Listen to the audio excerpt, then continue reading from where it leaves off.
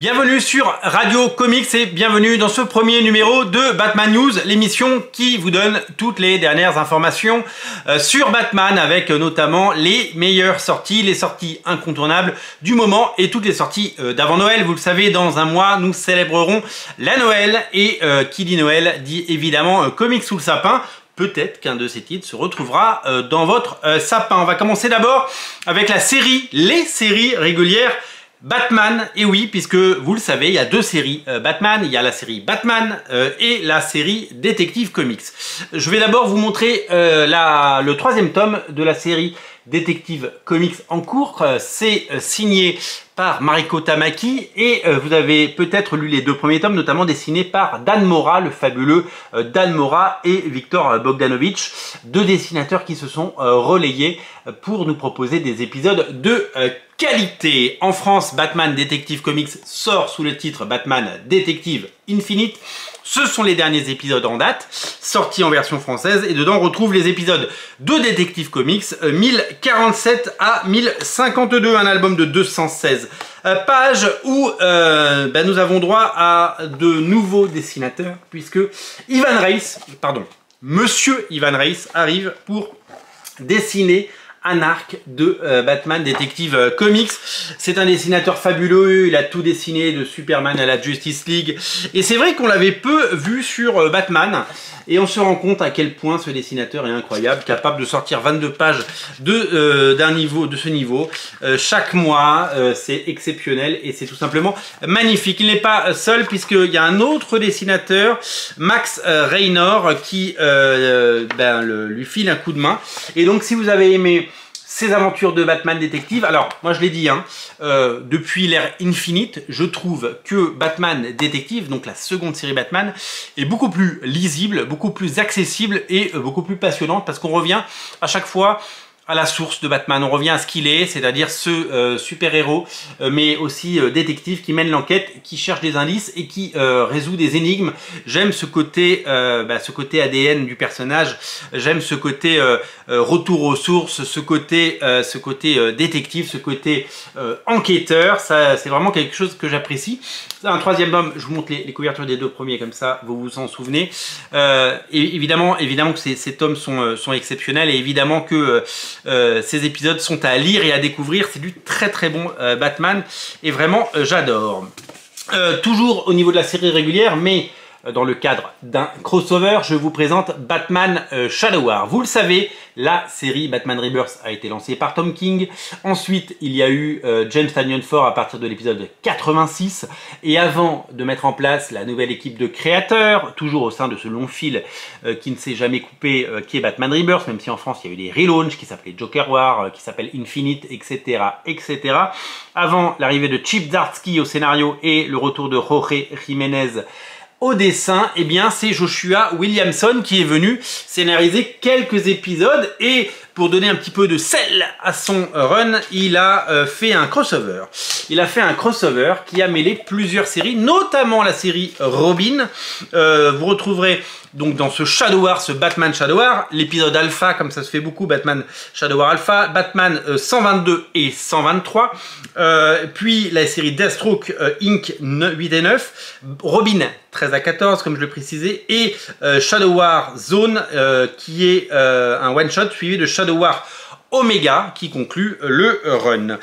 Si vous êtes fan de la Bat Family, vous allez adorer ce run, puisque d'abord il y a d'excellents dessinateurs qui sont aux manettes. Il y a bien entendu, on l'a dit, des dessinateurs comme Victor Bogdanovich, Paolo Pantalena, Roger Cruz, et on va en parler, Otto Schmidt, ou encore des gens comme Steven Segovia, dessinateurs qui montent. Notamment les épisodes de Robin que j'ai découvert en version... Alors, il y a du Paolo Pantalena, et ça c'est quand même hyper chouette de voir enfin en version française ce dessinateur italien sur des pages intérieures. Ça c'est exceptionnel. Et sur les épisodes de Robin, on en a parlé tout à l'heure, on retrouve le dessinateur Roger Cruz. Et ouais, la légende Roger Cruz.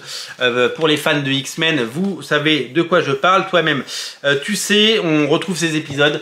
C'est le très grand retour de ce dessinateur qu'on avait un peu perdu de vue, qui a fait des merveilles sur les X-Men à l'époque de Joe Madureira, il y a 30 ans, et qui et avait fait aussi des épisodes de X-Men First Class, mais qui étaient un petit peu moins à mon goût. Là, il revient au meilleur niveau. Voilà, donc ça, c'est une très très belle actualité. Donc les 2 séries régulières, les derniers épisodes en date de Batman sont là-dedans, et le Batman Detective Comics sont ici.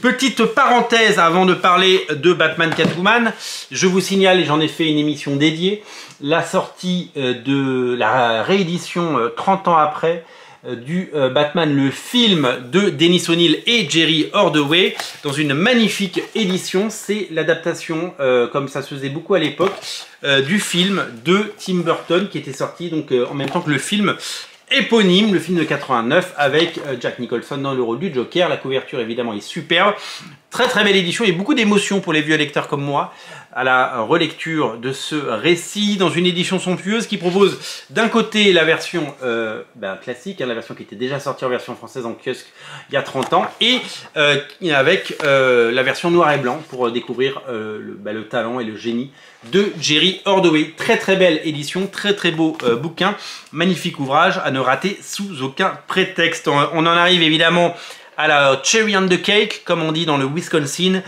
C'est tout simplement Batman Catwoman qui arrive. Vous avez vu le moment où j'ai fait comme ça, Batman Catwoman, l'intégralité de la maxi-série de Tom King, la conclusion de son run, après 85 numéros de Batman Rebirth, DC Comics lui a offert la possibilité de ponctuer sa série dans une histoire complète, magnifique et sublimissime.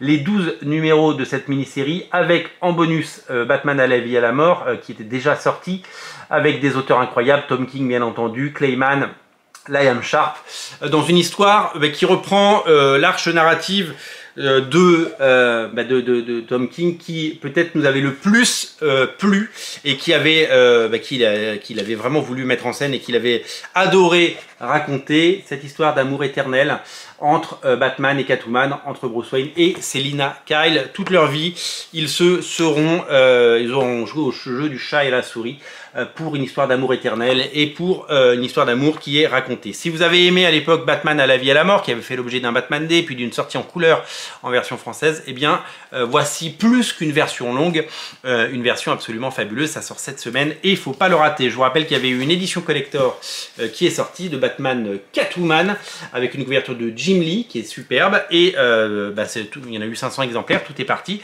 L'édition qui vous reste, c'est la magnifique édition avec une superbe couverture de Clayman de Batman Catwoman. Voilà pour les lectures autour de Batman.